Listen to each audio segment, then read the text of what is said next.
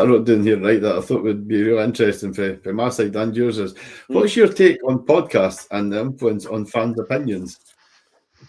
Well, we do. Me and my colleague Robert Grieve do ours every week. The Coffee Club podcast that we started doing in Germany during the Euros last year, and we love doing it.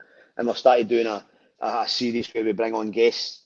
We go and sit with them for a couple of hours and have coffee and cakes and a chat. It's great. They're great, and I think there are so many of them now. You're competing against an awful lot of people.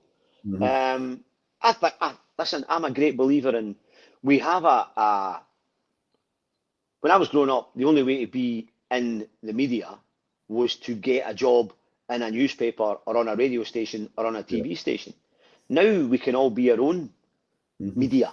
We can all be our own TV channel or our own radio station or our own newspaper. We can do our own things. The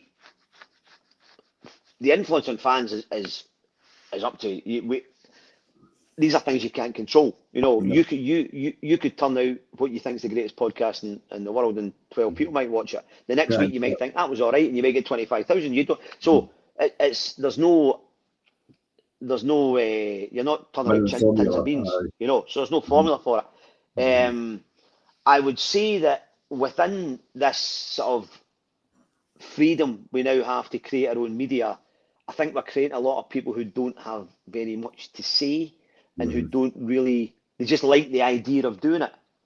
They just like the idea of doing it. There's an awful lot of people in press boxes now who really are not doing anything to do with journalism, but they have some kind of outlet that 3 seconds after a game's finished, when I've stood and interviewed somebody for 10 minutes, they put their wee tape recorder over your shoulder and they stick it out 3 minutes later and it's gone, and you think, well, okay. So that it's like anything else. You get people who are good at it and people who are professional and people who want to contribute and learn, and then there's people who just want to exploit it a wee bit.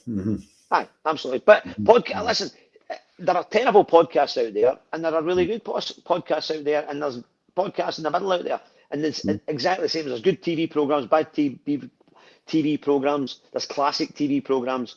There's radio stations. You think I wouldn't listen to that radio station, but I'll listen to that radio station. Because they've got that.